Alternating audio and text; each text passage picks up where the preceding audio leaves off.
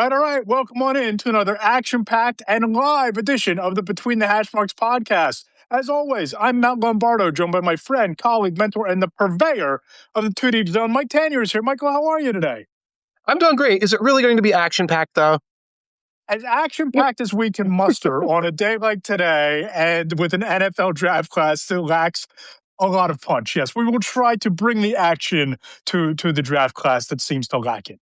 Yeah, this is the time of year. It's a different kind of action this time of year because those of us who are, dads, those of us who are, in charge of the household, this is a very unique time of year. I wanted to quiz you in terms of like your dad readiness for spring. I'm excited. We'll get into that. We'll get into the draft. We'll get into some of the news of the day. But I have breaking news for you, my friend. Really? We received a 5-star review for the Between the Hashmarks podcast on Apple Podcasts.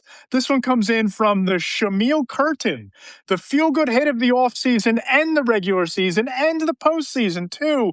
5-star review. Engage, unquote. That's awesome. And engage at the end. That's a Trek reference. Yes.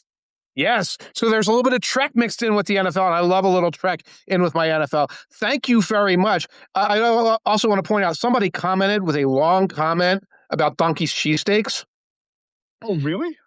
Yes. It went by so quickly. It only made me hungry.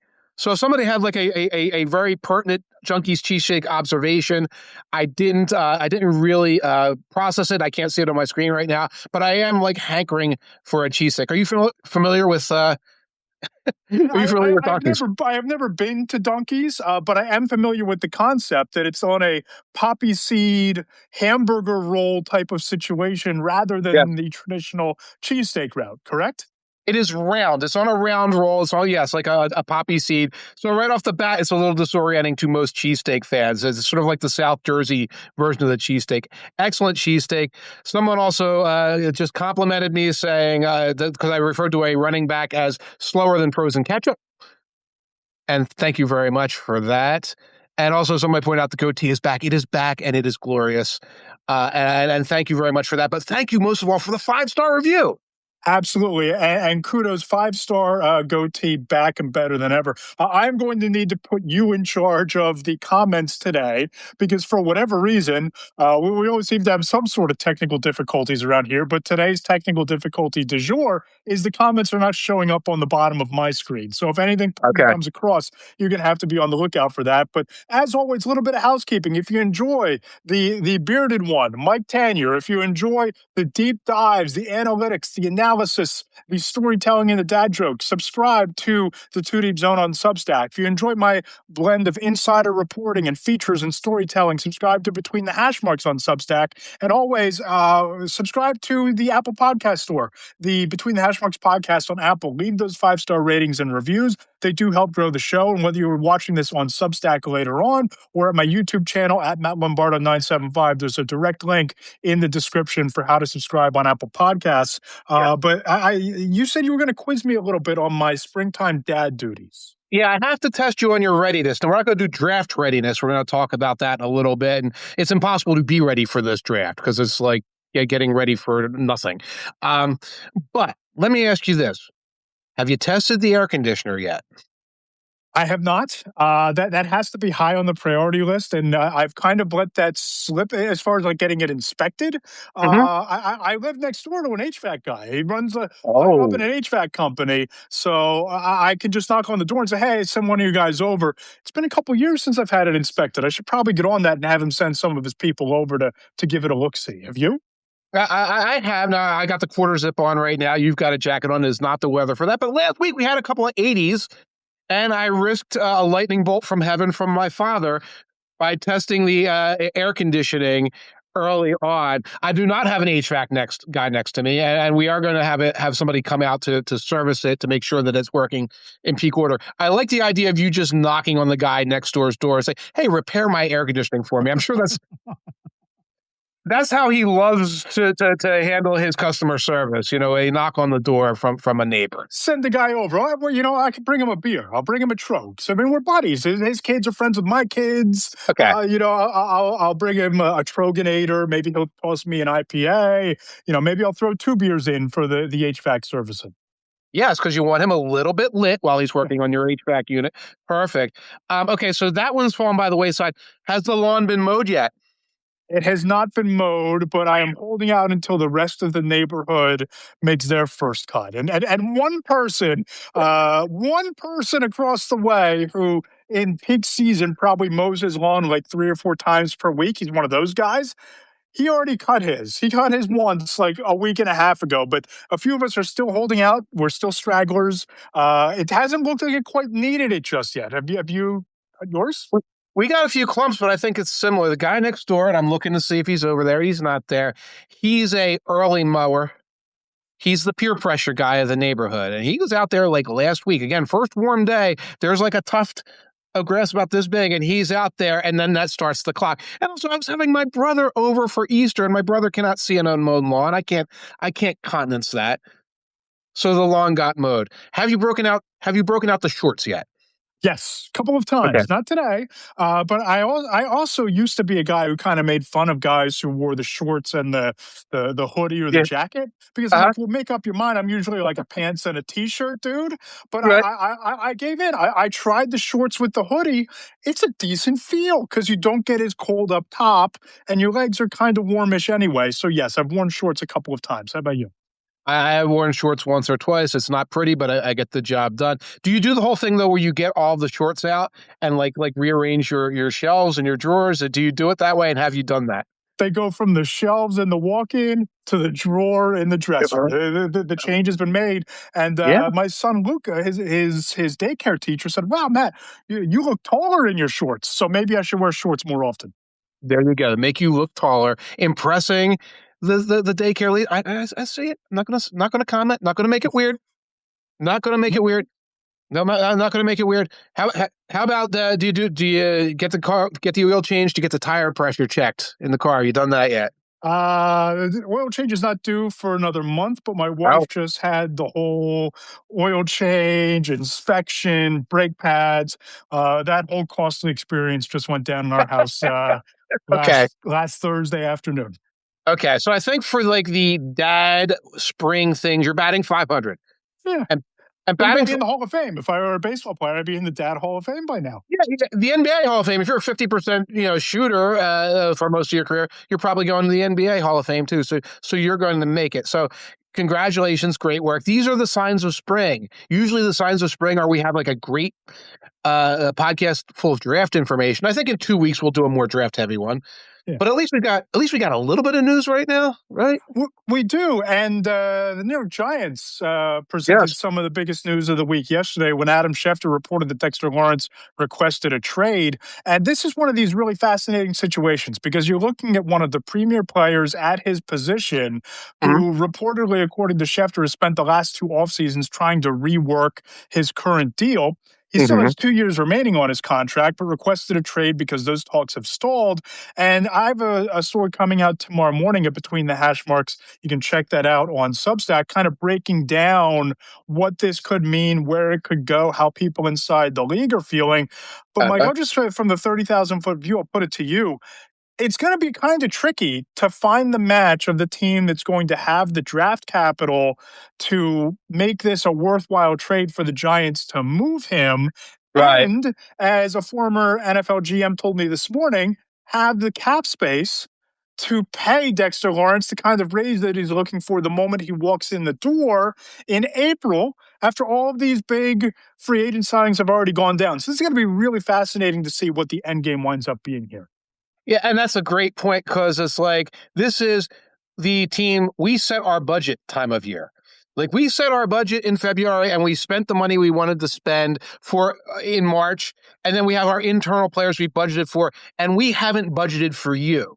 This is the wrong time of year to be asking for this, which seems to suggest that Lawrence doesn't really expect a trade so much as he wants to make a very public and clear announcement that he expects the Giants to come forth and pay him.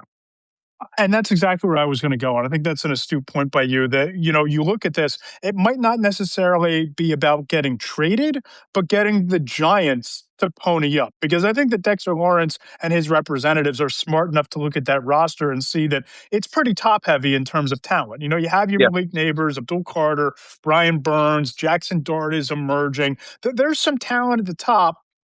Pretty yeah, thin below that first layer. Dexter right, Lawrence is in that top upper echelon, maybe the upper of the upper echelon. right, They realize their value, and they realize that by the Giants trading Dexter Lawrence, even for a first round pick or multiple first round picks, if they can fetch him, you're making your team worse in the immediate future right, by moving on from him. right. So we'll learn a couple things from this. One is we're going to learn what John Harbaugh really thinks of his current roster. Because if they're eager to a trade, then he still thinks this is a rebuilding team. The playoffs this year are not necessarily this end goal whatsoever. We're going for the future. If they prioritize keeping him, it's like, well, we're on a shorter window, and that makes sense.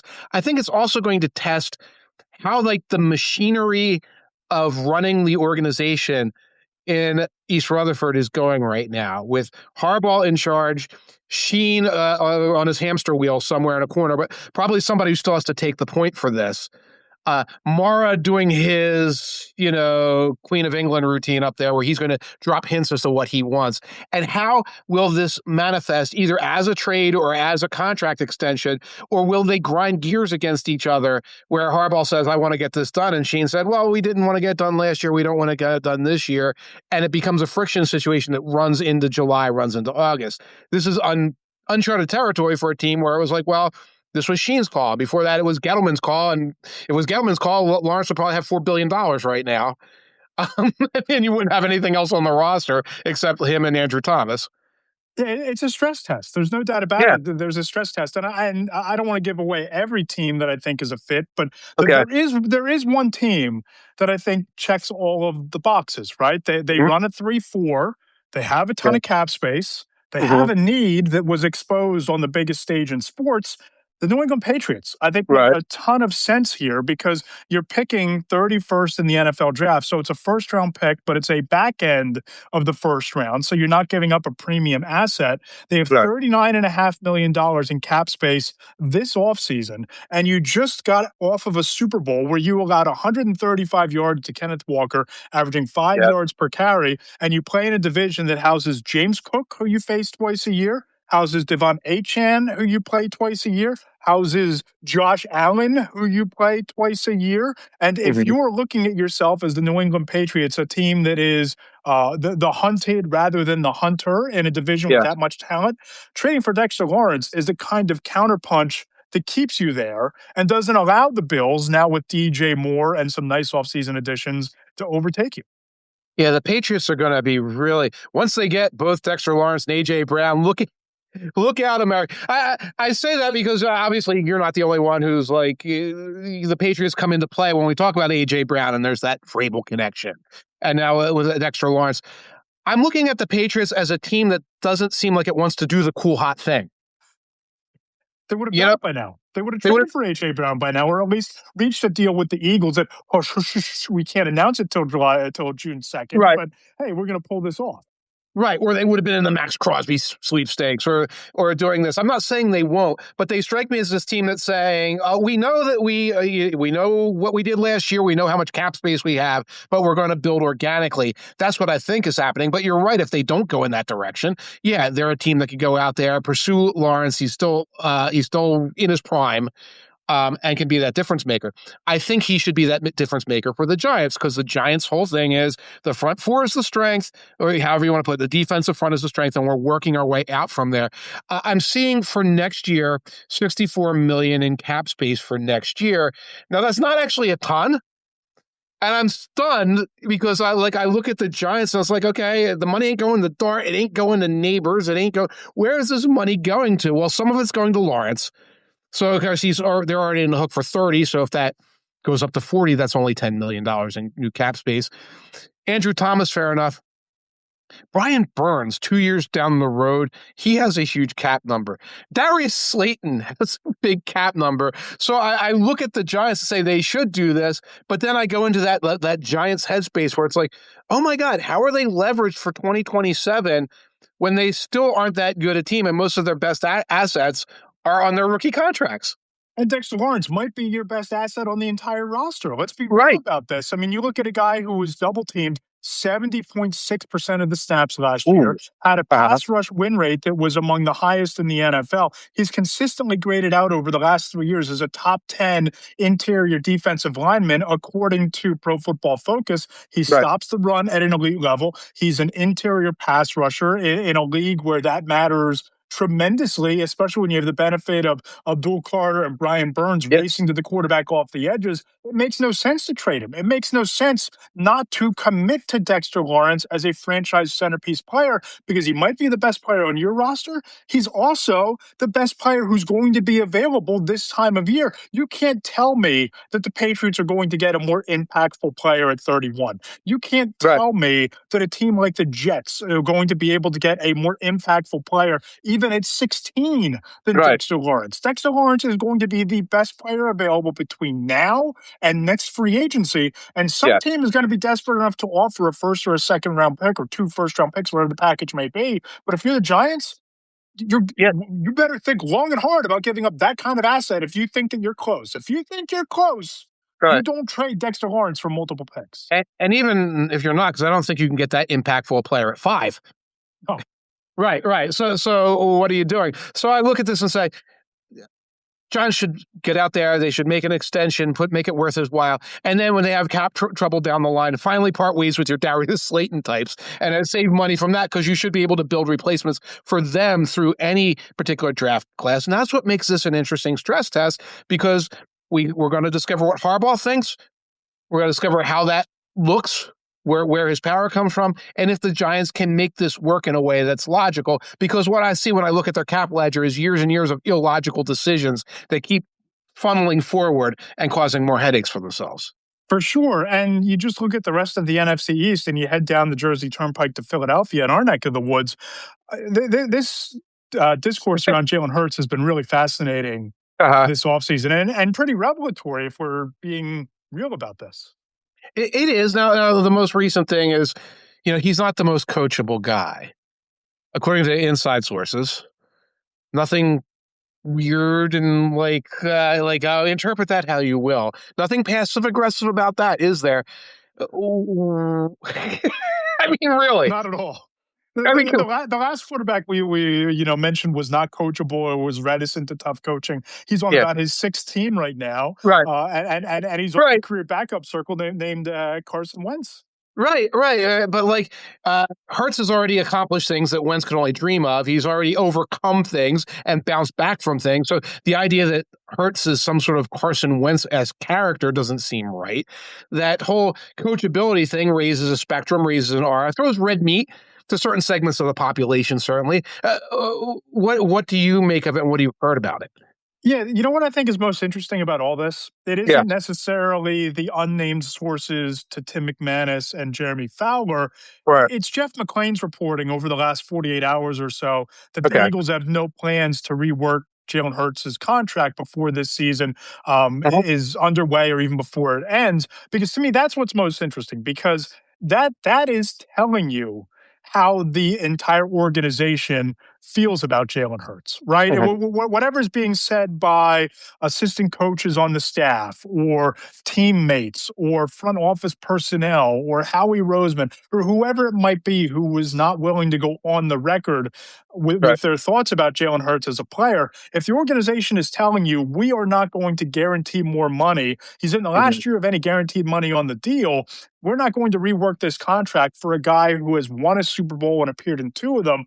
That tells me that there's some, I don't know if concern is the right word, but there is some trepidation about committing to him long term. Here's a guy who was 16th in passing yards last year, 12th in passer rating, but he's 10th among quarterbacks averaging $51 million per season in an offense that boasts A.J. Brown, Devonta Smith, Saquon Barkley, and Dallas Goedert.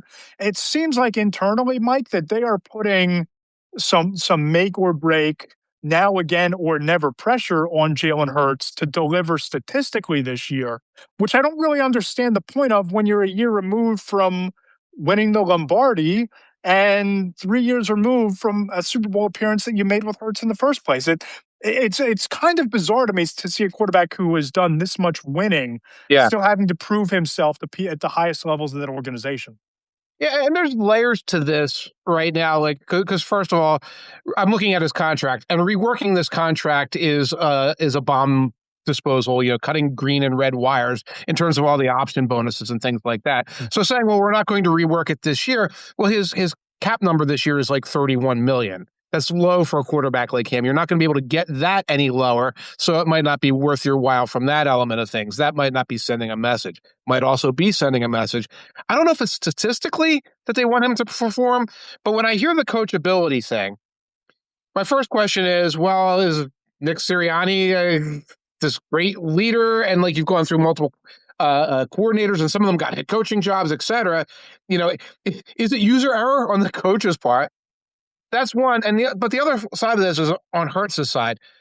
You've noticed how the offense always looks the same no matter who the coordinator is? Yeah. And is there a degree to which the reason why that offense flatlines, seems to only have like a couple of really base concepts that they go back to over and over again? Is it to a degree to which he wants things a very specific way? And the team is hoping now with Sean Mannion, now with this new coaching staff, that he'll get the message to do things differently, to get the ball in the flat quicker, to do stuff like that. And that's a message that they want to send out. It's like, yeah, you're not safe harmless from criticism ever here. We have expectations from you, maybe not so much leadership or what happens, with 2 minutes in the fourth quarter, but running the offense the way we ask you to do. Maybe that's the message they're trying to send. I think so. And I also think it lends a little more credibility and validity to the whispers that I was hearing from other buildings after the loss to the 49ers, when I Yeah. had executives telling me that, he's reluctant to put the ball in harm's way, that he Yeah. struggles on the intermediate passing routes, Yeah. that systematically the offense forces the ball too often to A.J. Brown to placate him early. All of those Mhm. things about the offense looking the same and the identity being the Yeah. same that you just alluded to, maybe there was some validity to what those people outside of the building are saying, Right. because people inside the building are finally catching up to, well, we've cycled through all of these coordinators. The common denominator has been the quarterback. He's had a lot of success, but there seems to be an inability to sustain it year in and year out. There's a down year off of a good year, right? So with Sean Mannion coming in, reworking the system, this might be the time for Jalen Hurts to work more structurally within the scheme, so to speak, that they're trying to implement, and Mhm. not fall back on old habits, or at least improve on perceived weaknesses. Because one of the things the Packers did a lot and did really well is funneling the ball over the middle of the field, down the seam to Mhm. the Jaden Reeds, the slot receivers, to the Tucker Crafts, the Right. tight ends.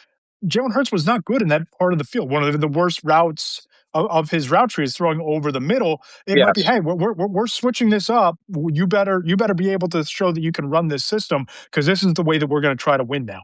Right. And we need that component of it, period. Even if it's not the focal point of what we do, it can't be a never, never.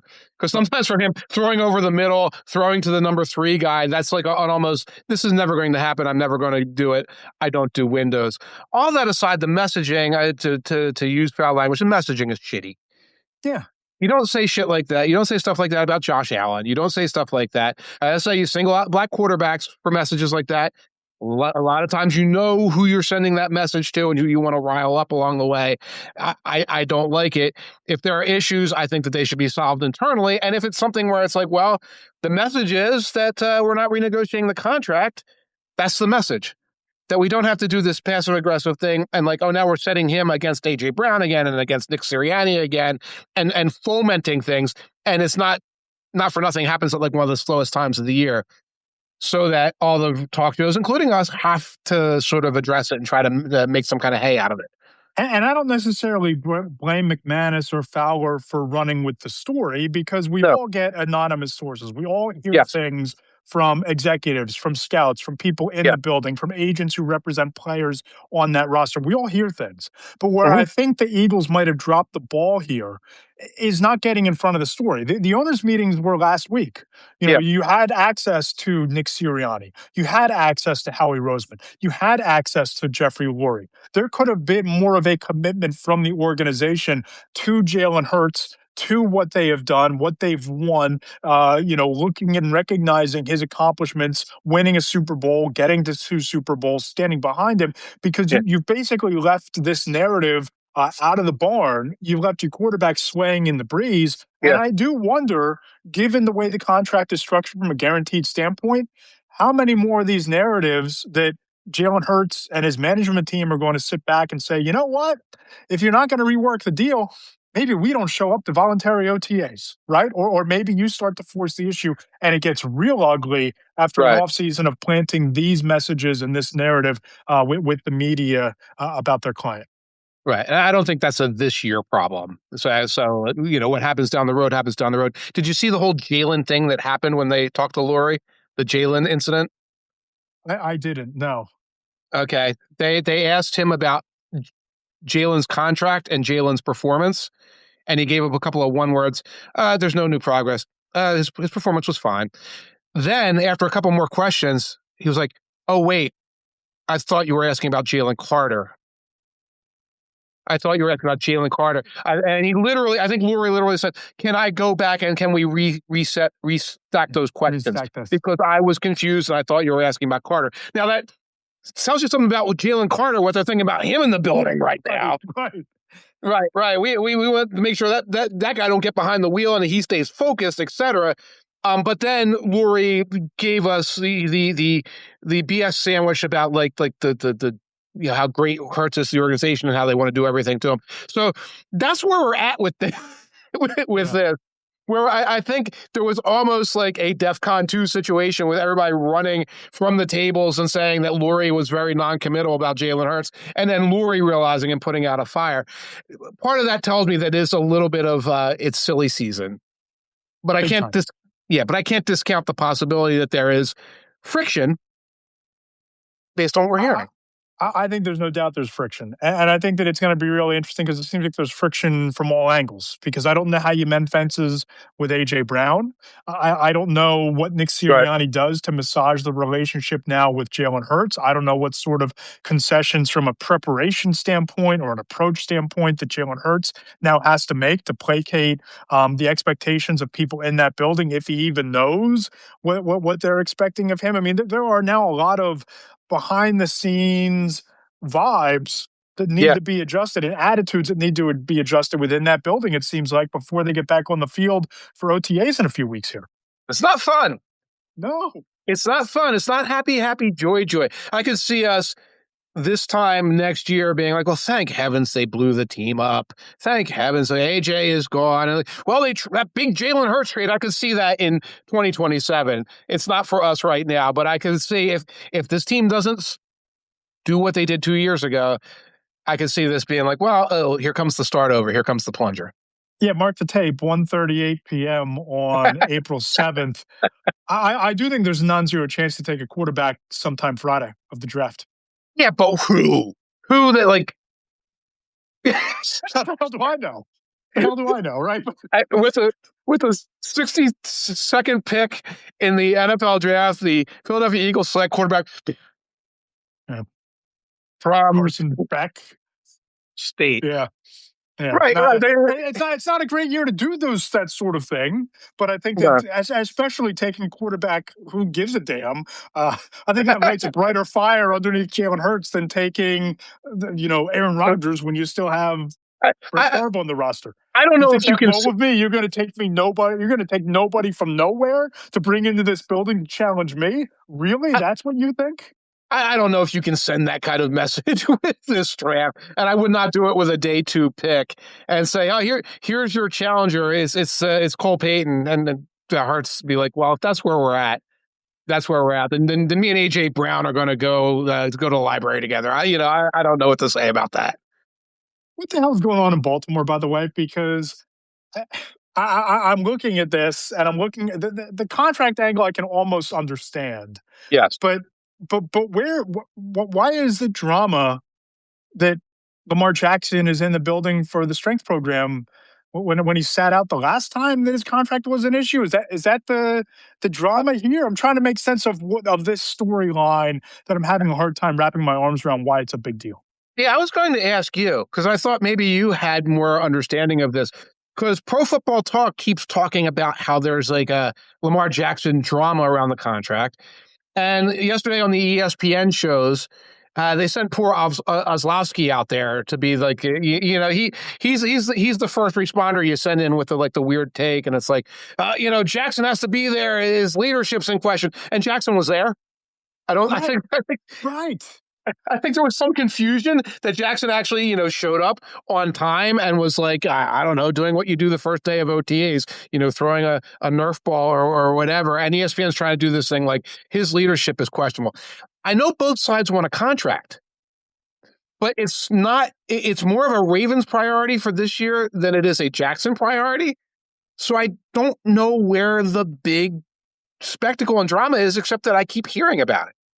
Yeah, all you've heard this offseason is that a Lamar Jackson extension is coming, that it has to come, and it makes sense, right? Because they're Right. projected to be $12.3 million over the cap next year. They Yes. only have $29.5 million in cap space for the rest of this year, which it makes sense that you'd want to Right. extend Lamar Jackson. I would have probably, if I'm Steve Bisciotti, I would have probably preferred to have this wrapped up and done if I was Eric Right. DeCosta by like Valentine's Day so that I Right. could have paired Max Crosby with Trey Hendrickson and had Right. this Lamar Jackson nonsense off the table, off the desk, off the board. But that's Right. not where we are right now, right? So you want to get an Uh, extension done. And I get it, from both sides to a degree, because when you look at Lamar Jackson's contract, it's a similar situation that Jalen Hurts is in, right? Because he only has $1.3 million guaranteed this year, no guaranteed money next year, and then it's all void years from 28 to 2030. Yeah. They're void years each year. So I can see why Lamar Jackson would want to get a new extension done. I can see Right. why the Ravens would want to lower the cap number. It's cost $84.4 million against the cap next year. So you Yeah. need to lower that like yesterday. You need to get that Yeah. lowered.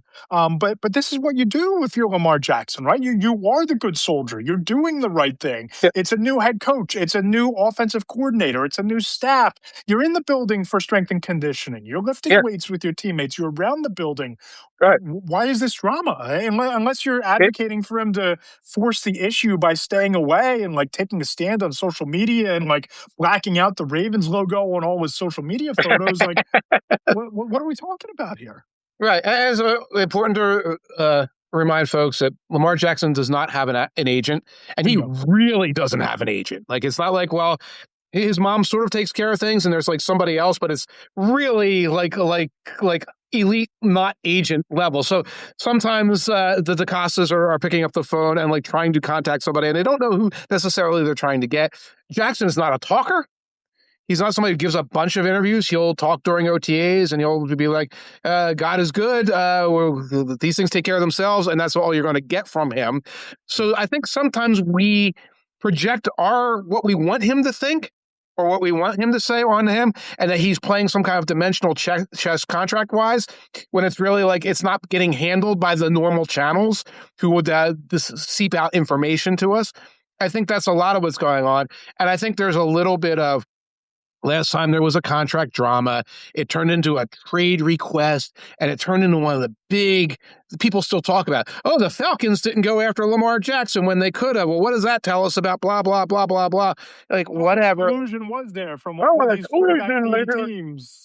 Right. When we just talked a moment ago, Dexter Lawrence is in the same circumstance. Like, oh, the budget has been put in. You're like this other thing. And like these teams are not like run that well that they can turn on a dime. So I think that there's a degree to which Lamar Jackson's famous. There is some contract dispute out there. They want a negotiation. Let's make it bigger than it really is. Now, he could walk away and not show up next week or whatever, make us eat our words right at whatever. Right now, it just seems like it's a manufactured drama. Yeah, and I don't know what people would expect him to do, because if he did hold out during the voluntary, or not even hold out at this Yeah, point, if he didn't show up to voluntary workouts, if he didn't yeah, show up to the building, people would be saying, "What the hell's wrong with Lamar? He's holding out." right, It'd be all this criticism of Lamar Jackson. It'd be all of this drama, put his way. But if I'm the Ravens, to me, right. it's a measure of good faith having him in the building for this. It's an opportunity to have a dialogue with him directly while he's in the building and try to get this wrapped up and tied up into a bow, because I think it's beneficial for both sides to get this done. If you're Yes, Lamar, you don't want to go into next offseason with an $81 million cap number hanging over your head with no guaranteed money. And if you're the right. Ravens, you don't want to be stuck in a situation where you're alienating an MVP quarterback who you've built your entire franchise around, whether it's Derrick Henry, Rashad Bateman, Zay Flowers, all of the resources you put into the defense trying to win a certain way. You don't want to alienate your quarterback. You don't want to have to start over from there, picking in the 20s next year. Get a deal done. Start the conversation now. Get a deal done, but I have a funny feeling. If you remember, Lamar Jackson's last contract got signed like a week or two after Jalen Hurts' contract, and it's almost like the folks who handle Jackson's accounts for him saw a template and said, "Can you give us a version of this?" And that's how it got done. I don't know who's up for a contract right now. I don't know if there's somebody other quarterback. It's like Josh Allen's not up for a contract. Mahomes is not up for a contract. There's no Not template. Burrow. Right, right. Not Barrow. Somebody's going to have to come and get somebody on the phone there and say, "Here's we're creating something new here," and I don't know what that looks like because of the unique way Lamar Jackson and his people do business.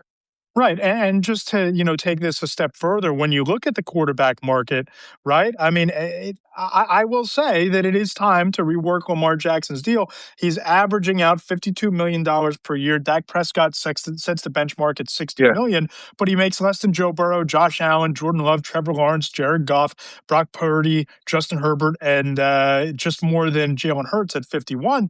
If, right. if I'm if I'm Lamar Jackson, I walk in and I say, "Hey, give me 56 million.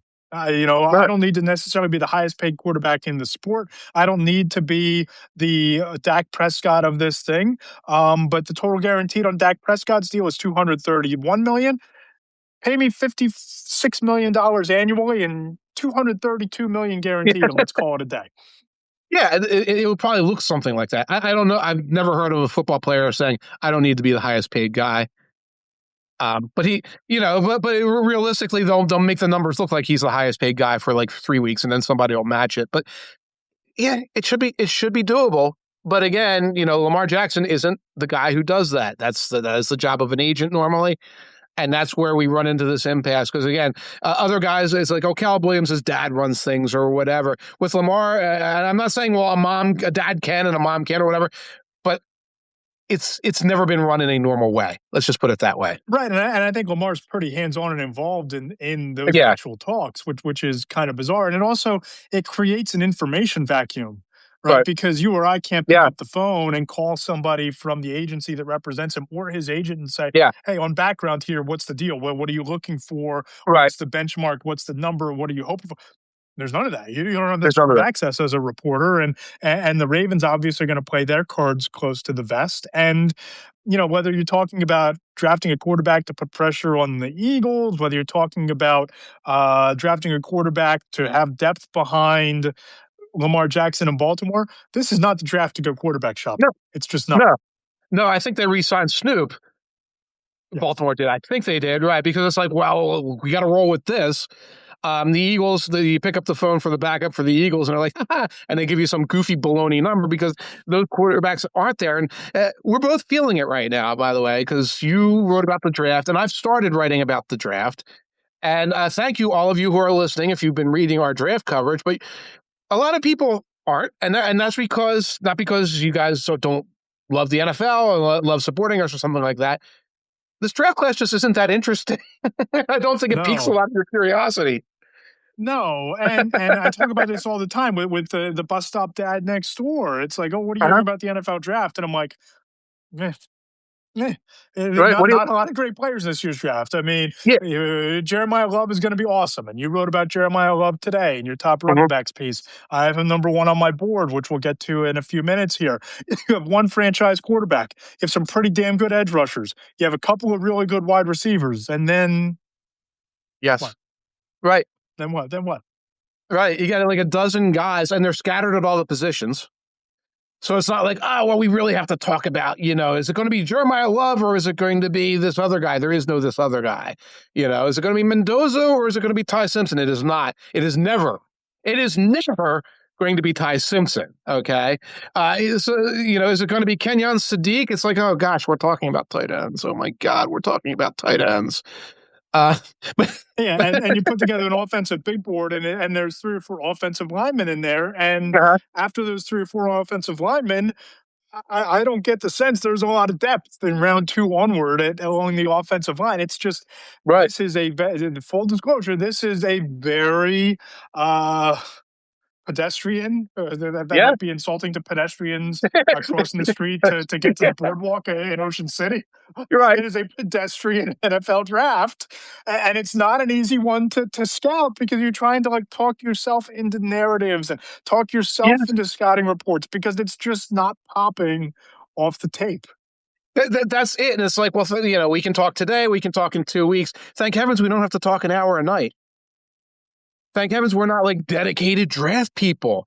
I look at our colleagues who are team beats, whether the Eagles beats, Commanders beats, Giants beats, and they're trying to like is this guy the right fit? And you're putting somebody like Eli Stowers out there. Is he the right fit at tight end? It's like I don't even want to think about drafting this individual. It's like, yeah, you put him on your team. Maybe he comes out. Maybe he's your tight end two, tight end three, whatever. We're going to build a content model about this. Again, thank you for listening, folks, because it is rough. It is chewy. It is draftniks only. And like you said, you had to put a top 10 list together. And it was hard to get. I think you find it's hard to find 10 guys that like this is going to generate enthusiasm for fans. Right, and for me personally, and I put this on social media on Blue Sky, and I'll say it again here. I admittedly have a bit of a blind spot to evaluating offensive line play, right? Uh-huh. Like I can watch an offensive lineman and say, "Oh man, that dude's a stiff. He's a turnstile." But it's Yeah. hard for me to understand what makes technically sound, really good offensive line play. Right. Watching it and how to separate a Vega from a Vega from Penn State from a Fano from Utah, right? Yeah. Or a Freeling from the Amalugo. It's hard for Yeah. me to parse those, Right. separate those two type of players. I can watch a wide receiver and be like, oh wow, it's really good separation, or what a smooth route runner, or wow, he jumps out of the building to catch 50-50 balls. It's hard for me to differentiate offensive linemen who are really good. And at that point, it's like there's only like four or five of these best of 10 offensive players are offensive linemen because it's just that kind Right. of class. It's not a great star caliber type of class this year. Right. And I'm okay with offensive linemen now. The problem is I have to watch like 3 or 4 games to get a real sense of them to have any idea what's going on. Because, if you can't just like watch a highlight reel of an offensive lineman, you can't really do that for drafting anyway. But my problem usually is cornerbacks, by the way. Because a Okay. really good cornerback is like, hike, up, they're throwing the other side of the field. Hike, up, they're throwing to the other side of the field. Because there's a really good cornerback.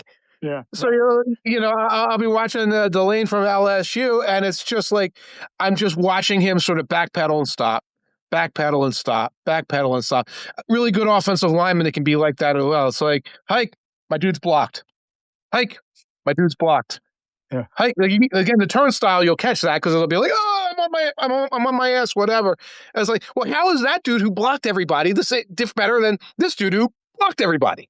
And how much of the dude who blocked everybody is a byproduct of the blocking scheme that he happens to be Mhm. playing in, right? Like Right. that's where there's not much separation. And we're going to get into some of the top offensive players on my board. But next Monday, the top 10 defensive players comes out. And I have a feeling that I'm going to need to push Messidor, the edge rusher out of Miami, a little bit further up the Oh, board. Because full disclosure here, speaking to an executive last week, okay. he said Messidor is a legitimate first round talent, put him higher than you think. And Okay. today, texting someone on Dexter Lawrence, a defensive line coach, Uh-huh. He asked me unsolicited after giving me his thoughts on Dexter Lawrence, "Hey, what are you hearing on Messidor?" So clearly his team is in Yeah. on Messidor, and he's Eh, trying to get him into eh, his defensive line room. right, right. How do you not know anything about Mesidor? I think he's been in college 13 years. Yes. He's the guy I can ask if he's mowed the lawn and gotten the shorts out yet. He's one of the older prospects, but he's a good ball player. That's interesting that he's getting the buzz right now. I It's like, were you not watching Miami footage, guys? Right. They would not watch, some of the other Right. linemen When on this right, class, when when you were watching Ruben Bain and he didn't get the sack because the quarterback was on the ground, at some point I hope you asked, "Hey, who got the sack there?" Because that was who it was on a lot of Yes, it occasions. was. Yes. I'm just saying that if we're going to, have our 1, 2, 3, 4 edge rushers, Mr. might get bumped up a rung on my list just because of the buzz Yeah. inside the league. Right. Well, if you compared to these offensive guys, so many of those defensive players are higher. Let's roll through your offensive guys here, and let's see what's going on.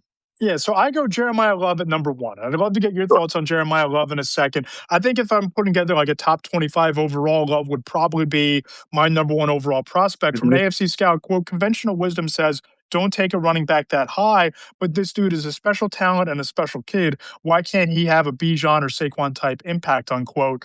Your thoughts on Jeremiah Love? Of course he can. Look at Bijan. Look at the Falcons. 5 straight Super Bowls, right?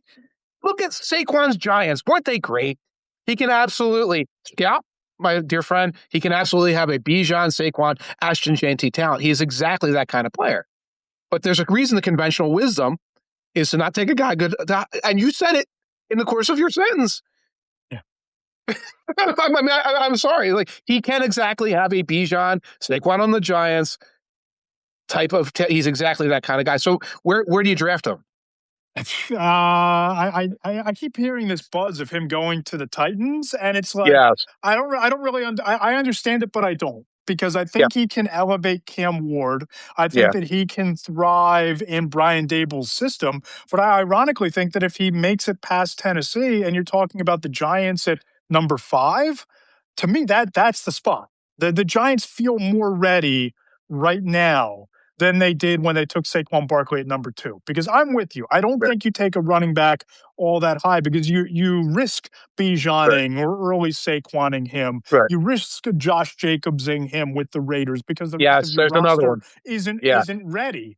When your roster is ready, when your team is good, when your team is a contender, the running Yeah. back can be the difference maker. He can be the Right. Kenneth Walker. He can be Derrick Henry in Baltimore. You need to have the roster around him, the infrastructure around him to make it matter. I think he Right. matters with the Giants. I think he's a lock. He goes top 10. I think the Mhm. ideal spot might actually be the Giants. How about you? I think the Titans might take him, and they're going to talk themselves. They're going to give that. They'll recite the conventional wisdom. It's like, well, we have the quarterback now, and we think we're ready to compete at this level. And he's going to come in, and he's going to be the security blanket for Cam Ward, and like that all sort of makes some degree of sense. And he'll run for 1,300 yards, and the team will go 6-11. Unless Ward has a super blossom, which is possible, but like there's a lot of range to go. Giants are less ridiculous. I still don't. I don't see it at this point. If I had more clarity on Dexter Lawrence, maybe I'd say it. We paid Dexter Lawrence. He's happy. He's in the fold. We're going to win with sacks and neighbors and this trio. Okay, fine. I look down a little bit.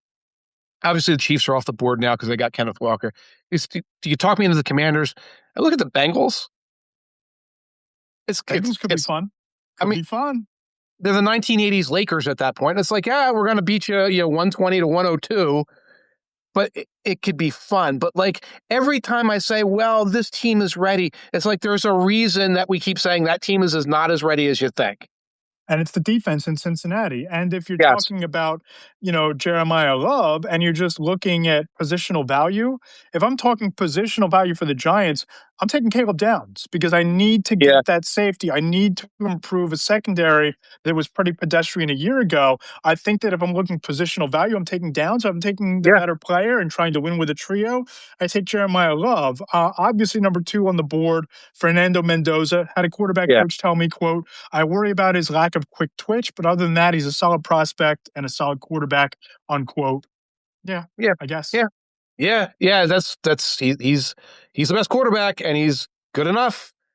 and he's going to the Raiders, and And Kubiak there's no can throw. pressure to start. There's no pressure to start because they signed Kirk Cousins to this massive deal. He's the Right, short term bridge. He's the short term right, bridge where I'm going to, if I'm Clint Kubiak, I'm going to implement my system and my scheme with Brock Bowers and Ashton Genty. I have a competent quarterback to install it. yeah, Kirk Cousins can be this highly paid quarterback coach on the field to Fernando Mendoza, and we can start 1-4, and by week 5, Fernando Mendoza will be in there, and mission accomplished. yeah. Offense can function freely. Right. The enthusiasm of all this is just like, ah. But that's it. But that's who Mendoza is. He is QB1.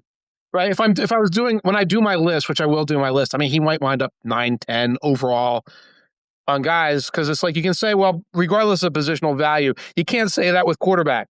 No, But regardless of positional value, it's a quarterback. It's like he might be 27th or something like that. I lack the statistical ability to evaluate that at that level. So I'll put him in there after Love and after Styles and after Downs. And and here's Mendoza too. Um, who's next? and I have Carnell Tate at number Okay. 3. Uh-huh. From an AFC executive, he has everything you want in a wide receiver. He's number 1 in this class, and he has the durability on top of everything else. Unquote. Just to me, he's the most well-rounded receiver of the bunch. Doesn't have the high end speed, but good route runner. He can block. He's not afraid of getting his hands dirty in the running game. 6'3", 195, big bodied red zone target. Good route runner. To me, he's wide receiver 1 and offensive prospect 3. I guess he is wide receiver 1, I think. He's a quarterback. He's a wide receiver 2 in the NFL. He's a Probably. high level wide receiver 2 in the NFL. I put Michael Pittman in there as a comp when I finally put them out there. That's a good one. He's smaller. He's a smaller guy than Pittman, but he has a very similar game. And that's my problem here because we're talking about the third best offensive player on the board. We're talking about wide receiver 1, and we're talking about a guy so incredibly awesome that he got traded as an afterthought to the Steelers this offseason. So that's my worry with this, where we're Carnell Tate as the third guy we're talking about. I think he's going to be a good pro, but gosh, God, I know. And yeah, you meet the offensive tackles here. Francis yeah, Mayogoa at number 4 out of Miami. Prototypical left tackle, plug and play. yeah. You need a tackle, go get him. Right. Now he played right tackle most of his career. He could move over. He Yeah, he can play. that's a great point. Yeah, well, we'll see. We'll see. He can play. I just let me put it. I have his stuff up here right now. CC Moyagoa played 995 sacks at right tackle for the Hurricanes in 25, 862 in 2024, 833 snaps in 2023. He has blocked for Cam Ward. He's blocked for Carson Beck. He played a Pop-Tart pole, a pinstripe pole, playoff games, and a championship game. You have like the basics of this guy has played a lot of football. You can Battle trust tested. him. You can trust him. He's fine. He's good. That's fine. He could end up with the Browns, certainly. They're sitting there with no left tackle. Again, they could move him over, say, you're at right tackle, we move a different guy. I don't think he escapes the top 10. I agree. I love Kenyon Sadiq coming in here at number 5. You could have probably Yes. talked to me into putting him somewhere in the top 3. Just your elite athlete with the testing numbers that are off the charts. 6'3", 245, big bodied target, red zone target, speed after the catch. Yep. And you look at Dante Moore, his passer rating when throwing to Sadiq last year was an almost perfect 145.5 passer rating. So he's That's nice. reliable. Set it and forget it. He's your next in the footsteps of George Kittle, Travis Kelce, Dallas Goedert as your prototypical NFL modern day pass catching tight end. And he can block decently. I've heard all kinds of crazy stuff about his blocking. One thing about his blocking is you can actually see it. If you put on an Oregon game, you will see him block it. Because a lot of times when you talk about your Kyle Pitts types, you will put on the film and you will see them in the slot, playing slot receiver over and over and over again. And you'll see Sadiq actually going out there, as an H-back and kind of going into the hole. You will see mistakes, but the fact that he's doing it is a sign that he can do it. He was trusted to do it. I like him. I put Tyler Warren out there as a comp. Good one. Yeah, Okay, I don't know why they're good one. Colts comps. A lot of Colts comps right now. But like, yeah, I think Warren was a bigger guy. Obviously, he did crazy stuff like play quarterback and all. But that kind of like impact as a rookie, I think Sadiq can have it. Tight ends, you don't want to draft them too high, but we reach the point where you say, well, you don't want to draft this guy too high. You don't want to draft that guy. You got to draft a guy. Best player available. Best player Take available. your best player or somebody who fits your need. And Right. Sadiq might be a guy who checks both those boxes. Coming in at number 6, and maybe the strongest quote from anyone inside the league that I spoke to about these guys was Makai Lemon, wide receiver out of USC, says, quote, Uh-huh. "We like Lemon a lot, especially as a slot receiver, but he's a combo who can also play the Z. He's in a similar mold to Jackson Smith and Jigba from an AFC personnel executive. Very Okay. interesting high end comp there. To Right. me, Mike, I watch him really excellent route runner. Next gear acceleration after the catch weapon. 79 passes for 1,156 yards. Average 6.4 yards after the catch After the per cat. reception. If you Yeah. had me in a GM chair and you had me going to take a wide receiver, I think Tate might be more the complete package. You might have to talk me out of taking Makai Lemon if I were looking for a wide receiver. I've heard the JSN comparison. I've heard the Amon-Ra St. Brown comparison. I always worry a little bit because those are the guys you grab when you say, well, the actual physical package isn't that great, but man, we really, really like him. You know, and if you whiff on that, you get a guy. It's like, oh, he's not that big and he's not that fast. In this case, he is a tough guy. He is a very good short route guy. He is a good yak guy. Um, he's again, I have him as my wide receiver too. But again, it's like, well, my wide receiver one isn't as high as I'd like, and the guy who can't climb past him isn't as high as he like. These are guys I love mid to late first round. In a In typical any other draft, year, yes. yeah, typical draft. Oh, they could fall to a team in the teens, a team that was in the playoffs. They could fall to the Panthers. They could fall to the Eagles. They're not going to this year, and that's what worries me about them is that you're going to get wide receiver two or like good slot guy players at like wide receiver one, Malik Neighbors, Jamar Chase prices and expectations. That's a worry.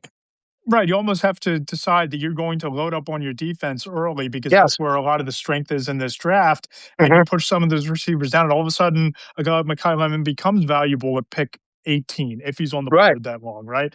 Right. Because they might be pretty good wide receivers compared to the rest of this class, but you aren't a lot of true alpha dog number one wide Right. receivers that are going to be perennial all pros, top of the depth chart players at the NFL level.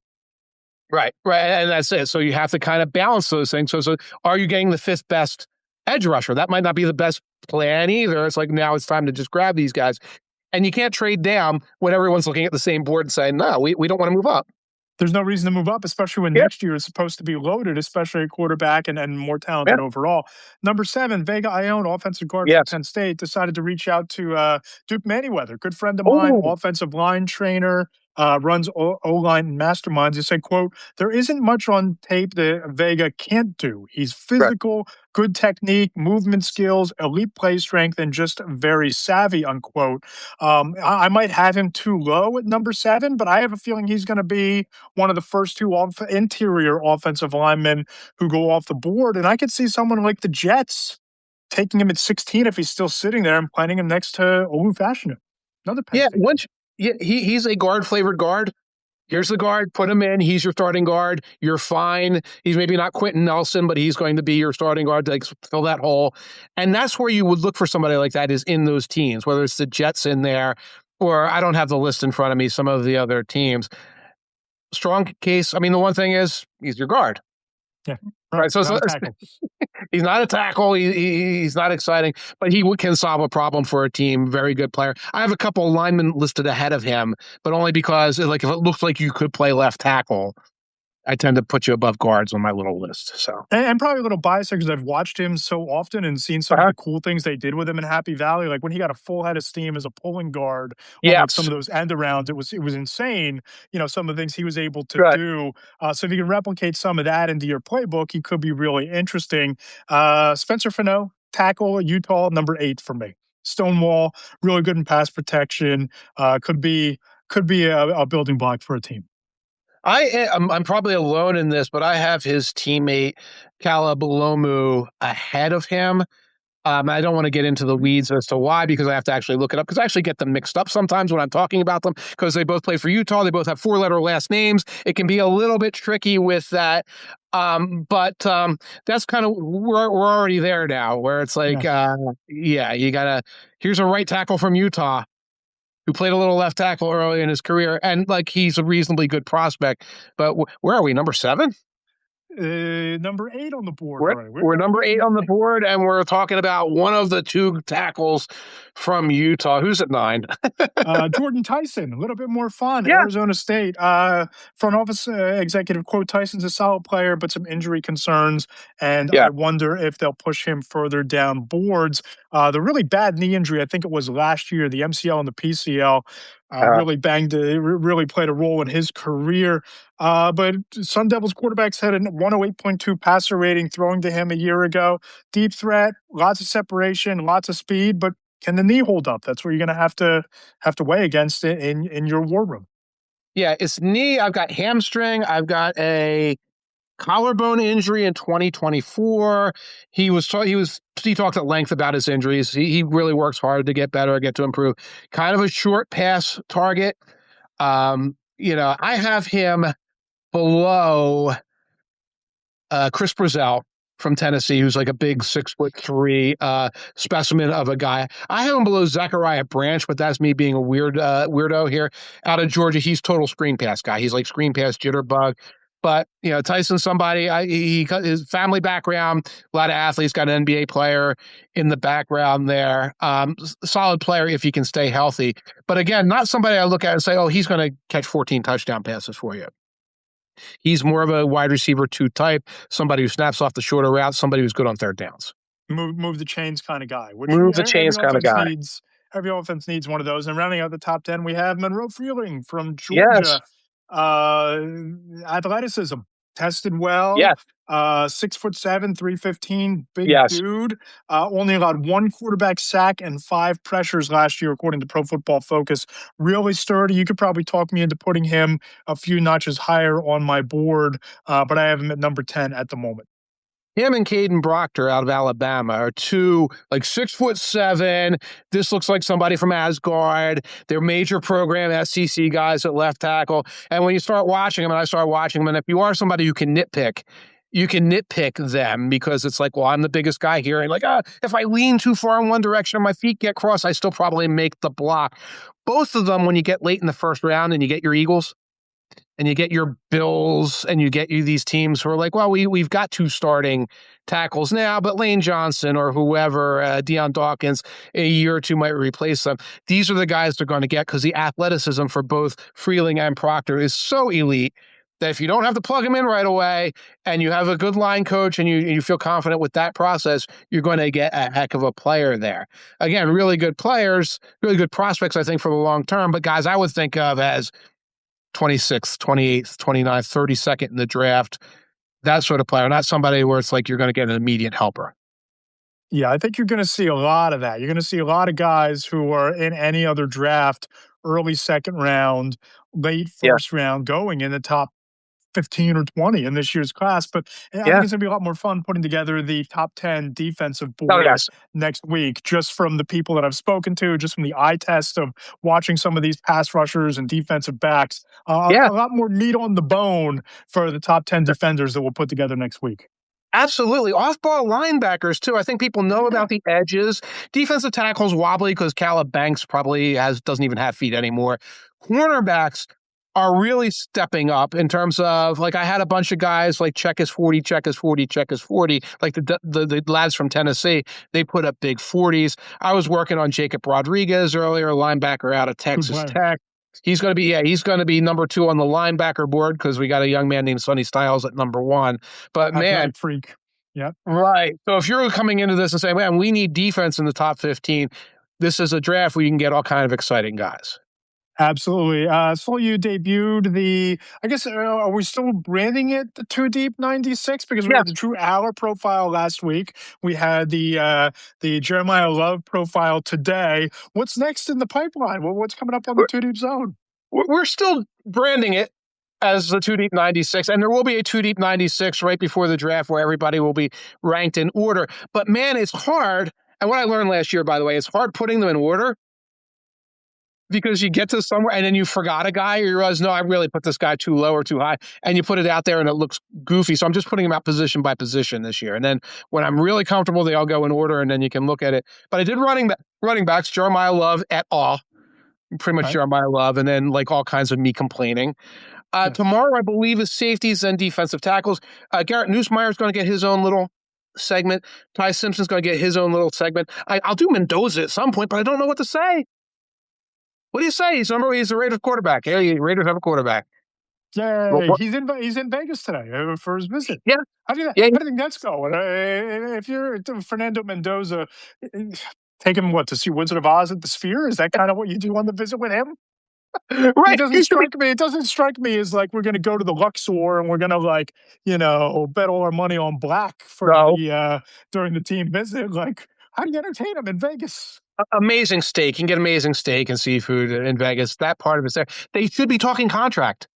Yeah. Why are they doing anything at this point besides talking contract? He did a pro day. There's nothing more to see on film with him. I mean, he played like 5 extra games and won them all at the end of the regular season. So I don't know what else there is to say to the young man. They should be talking contract at this point. Maybe that is what's going on.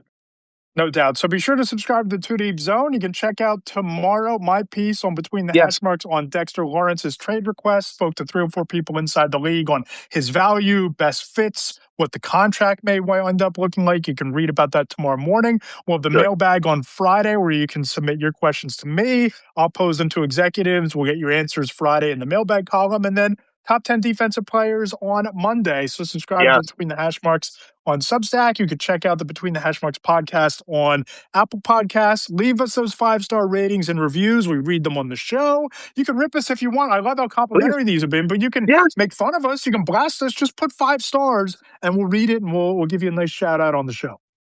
Right. You can tell me I'm insufferable. Right. You can these. I'm never living that down, am You, I? you, How many top shelf scotches or espresso you, martinis do I have to buy you to make up for that? you can suggest that I hold a grudge endlessly, which is also untrue. Uh, but yes, the Justin five. Herbert may say differently there. Justin Herbert and the Herbert Hive may have a different view of your grudges. Right. People from 2006 who made like one offhand comments like, no, you remember that. You're an incredibly petty man, but you can call me an incredibly petty man, but leave us those 5-star reviews. They help us. They help build the show. They help build engagement. It's an attention economy, and we crave your attention. He's Mike Tanier. I'm Mount Lombardo. Thanks everybody for jumping in, tuning in, listening, watching, and we'll talk to you in 2 weeks. And maybe the draft will get better by then. Maybe the draft class is even more exciting. Jeremiah Smith and Arch Manning will declare late to save us from this draft class.